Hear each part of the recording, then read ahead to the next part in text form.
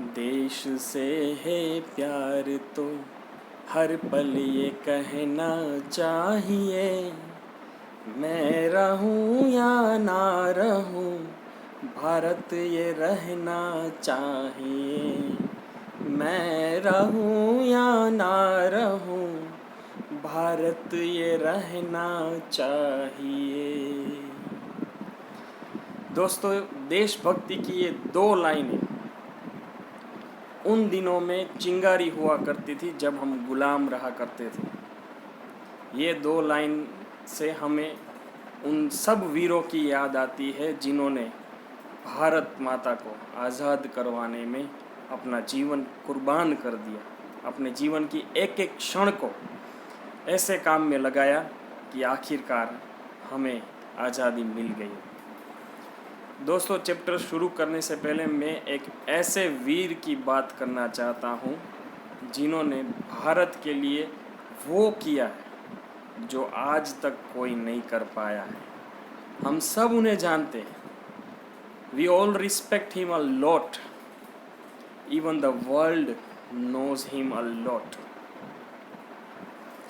एक महान इंसान, एक ऐसे इंसान जिन्होंने ना सिर्फ अपने दिल की बहादुरी बट अपने दिमाग का उपयोग करके आज भारत को बनाया है।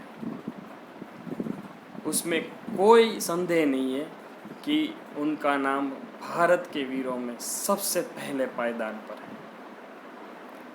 उनकी स्टोरी मैं आपको सुनाता हूँ।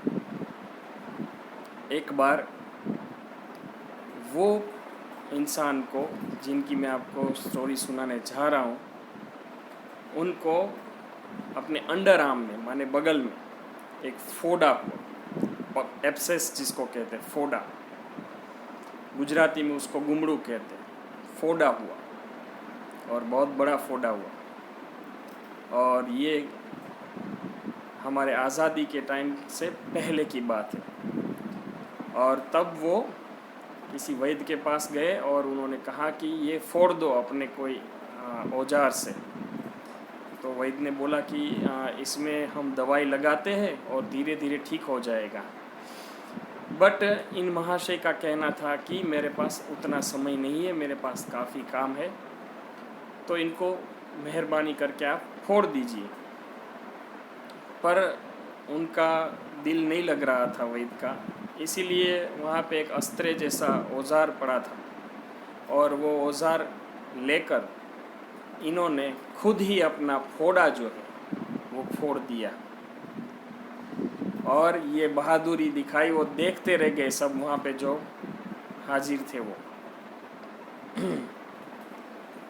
और ये बहादुरी के किस्से आज भी सुनाए जाते हैं। उन्होंने भारत के लिए जो किया है वो कोई नहीं कर सकता। जी हाँ, मैं बात कर रहा हूँ एक ऐसे पुरुष की जिनको हम लौह पुरुष के नाम से जानते हैं हम। और वो लौह पुरुष का नाम है, अब तो आप सबको पता चल गया होगा, जी हाँ, सरदार वल्लभ भाई पटेल। गुजरात के सरदार वल्लभ भाई पटेल, जो भारत के लिए उनका योगदान क्या है वो हम सबको पता है। 560 से भी ज़्यादा रजवाड़े को भारत में विलीन करने का उत्कृष्ट योगदान सरदार वल्लभ भाई पटेल का है। सरदार वल्लभ भाई पटेल आज़ाद भारत के ना ही सिर्फ डेप्यूटी प्राइम मिनिस्टर थे बट वो मिनिस्ट्री ऑफ होम अफेयर्स भी चलाते थे। और उन्होंने भारत के लिए क्या क्या किया है वो हम अगर गाथा गाए तो थक जाए, लेकिन उनका योगदान इतना लंबा है। उसी भारत के उनको हम घड़वैया कहते हैं। तो भारत के आज़ादी के बाद भारत का जब संविधान लिखा जा रहा था उनमें भी इनका योगदान काफ़ी था। तो उस आधार पे ही हम अब अपना नया चैप्टर जो है वो शुरू कर रहे हैं। तो चैप्टर का जो नाम है वो है the Indian constitution and it's legal framework. So friends, welcome to the channel of CBSE Standard 8 Social Science.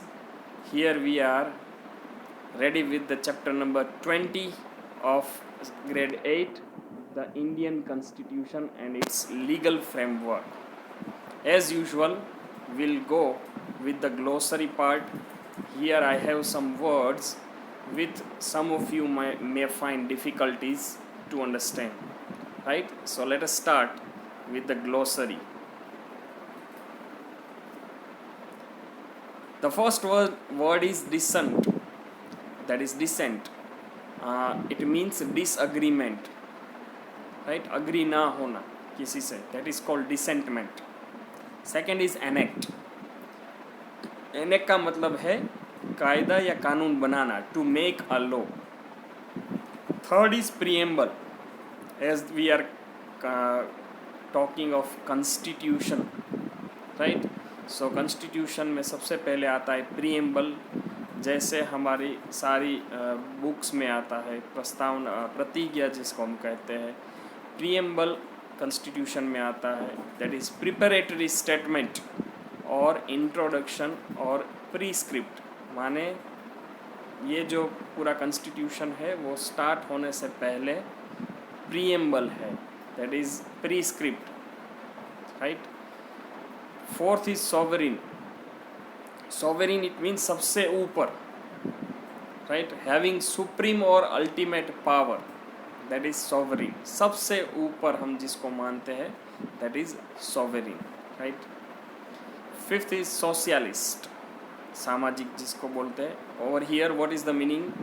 A political system where the society is considered before any individual.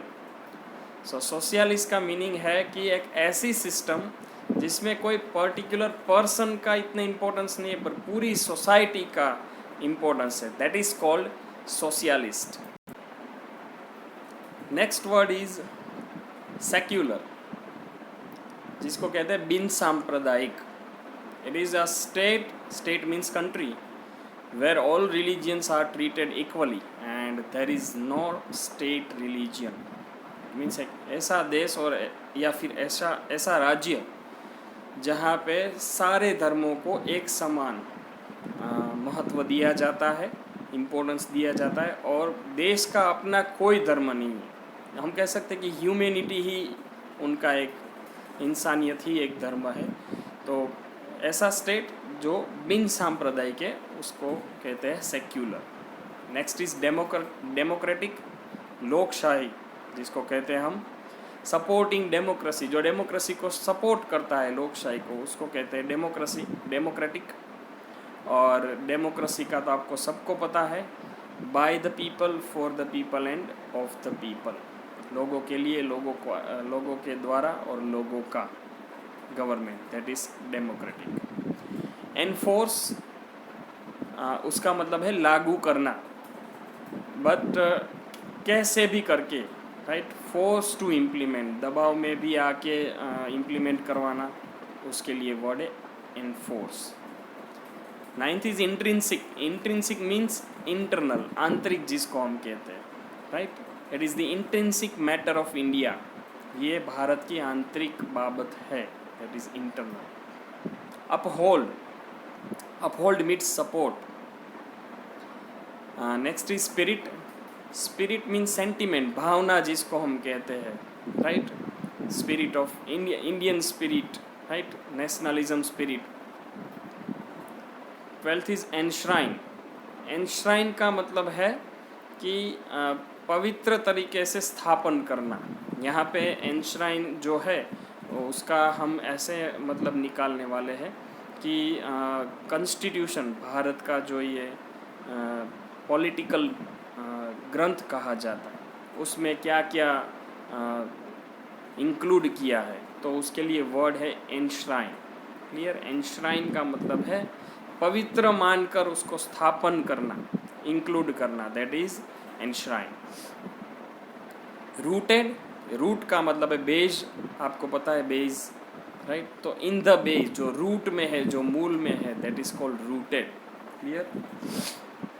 अमीज्ड, amidst का मतलब है among या between, माने बीच में. Diversity, it means variation. Right. It is very common phrase that is unity in diversity, right, जो भारत के लिए ये स्लोगन है, unity in diversity. Federalism, federalism का मतलब है एक से ज़्यादा लेवल पे अगर एक ही देश में गवर्नमेंट चल रही है, that is called federalism. Indian government is federal government. In our government, federalism prevails. It means government runs at central level, state level, and local level. There are three levels of government. That is why we are federal government. Next is arbitrary. Arbitrary का simple अर्थ है मन में जैसे आए वैसे, मनस्वी तरीके से. तो over here arbitrary it means based on random choice. It means randomly, not any particular method, but randomly. Next is legitimacy. It is the word related to legal. Legal means कायदे के तौर पे, कानूनी, right? So validity और legality, right? कहाँ तक इनकी legitimacy है और is it legitimate? तो is it valid or legal? Clear? Next is conformity. Please see the spelling, conformity, right? जो हम confirm बोलते हैं उसमें CONFIRM आता है, confirm करना. यहाँ पे conform करना माने उससे जुड़ा हुआ होना, similar होना, उसको comply करना, right? जैसे कि ऐसा कहा जाए कि this does not conform to our school rules, तो ये हमारे स्कूल रूल्स को कंफर्म नहीं होता है, लागू नहीं होता है, इसीलिए ये नहीं हो पाएगा. Clear? That is confirm. Override it means to reject, right, नकार देना. क्लियर? लेजिस्लेचर 3 पार्ट है हमारे गवर्नमेंट के. Legislature, judiciary and executive. Legislature जैसा कि आप जानते हैं, लेजिस्लेटिव बॉडी ऑफ कंट्री और a state, legal body. Judiciary, judicial authority of a country. Judiciary माने आप पुलिस स्टेशन और कोर्ट ऐसा कह सकते हो, that is judiciary, that is जजिस. एग्जीक्यूटिव, मैनेजमेंट और मैनेजर और बिलोंग्स टू मैनेजमेंट, माने देश का संचालन करने वाला या फिर उनके रिलेटेड लोग, राइट, उनके साथ जुड़े हुए लोग, उनको हम कहते हैं executive. These are the 3 wings of government.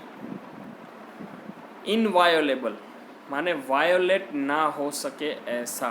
इन यहाँ पे सजेस्ट करता है ऑपोजिट. वायोलेट का मतलब है उल्लंघन करना, डिसओबे करना. वायोलेबल माने डिसओबे हो सके ऐसा, उसका ऑपोजिट माने inviolable. Inviolable it means never to be broken, never to be disobey. ऐसे रूल्स जिसको तोड़ा नहीं जा सकता. Pursue, to keep continue, continue रखना, अचीव करने का, प्रैक्टिस करने का, that is called pursue. Pursue का एग्जाम्पल दे सकते हैं आप कि I am pursuing bachelor of commerce, तो मैं BCom कर रहा हूँ from the university, that is pursue. Operation, operation हम कह सकते हैं ऑपरेशन. इट इज़ क्रूअल और अनजस्ट ट्रीटमेंट, निर्दयता से किया गया व्यवहार, उसको हम कहते हैं operation. Pave, pave word uncommon नहीं है, कॉमन है. पेवमेंट जो होता है, फुटपाथ जिसको बोलते हैं, दैट इज पेव. यहाँ पे पेव का मतलब है to make way. Clear? So for an example, technology paved a development way for India. Clear? To make way for. Next is liberate. It is the word related to liberty. So liberate, आज़ाद करना, मुक्त करना, set free from a situation, that is liberate. Obligatory, it means it is compulsory. Clear? Strain, दबाव, तनाव. Pressurised situation ऐसी होती है जैसे financial strain, psychological strain, जब पैसों की कमी आ जाती है या हद से ज़्यादा पैसे चुकाने पड़ जाते हैं तो that is called financial strain. इसमें ऐसा ही आएगा। डाउरी का जब हम दहेज की बात करेंगे इस चैप्टर में तो स्ट्रेन आएगा उसमें। ऑफस्प्रिंग, ऑफस्प्रिंग एक नया वर्ड है जिसका मतलब है चाइल्ड माने बच्चा। फोटस गर्भ हम कह सकते हैं, स्पेसिफिकली अनबोर्न ऑफस्प्रिंग माने जिसका जन्म नहीं हुआ है ऐसा बच्चा जो गर्भ में होता है। सेक्स सिलेक्शन माने एक ऐसा प्रैक्टिस जिसमें जिस बच्चे का जन्म नहीं हुआ है उसका सेक्स सिलेक्ट करना, right. Technique to choose sex of offspring, ऐसी प्रैक्टिस। वो एक पूरा फ्रेज है जो चैप्टर में यूज़ किया गया है, सेक्स सिलेक्शन, राइट। एक ऐसी मेडिकल टेक्निक होती है जिससे हम ऑफस्प्रिंग माने चाइल्ड का सेक्स सिलेक्ट कर सकते हैं।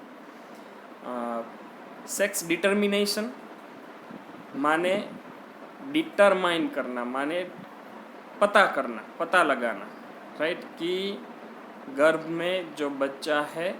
Determining the sex of a photos during pregnancy using medical techniques, medical techniques का यूज़ करके जो बच्चा जिसका अभी जन्म नहीं हुआ है उनकी जाति का पहचान करना, राइट। वो स्त्री जाति का है बच्चा या पुरुष जाति का, that is called sex determination. Next is redressal. Redressal का मतलब है किसी बात का उपाय ढूंढना, solution, that is called redressal.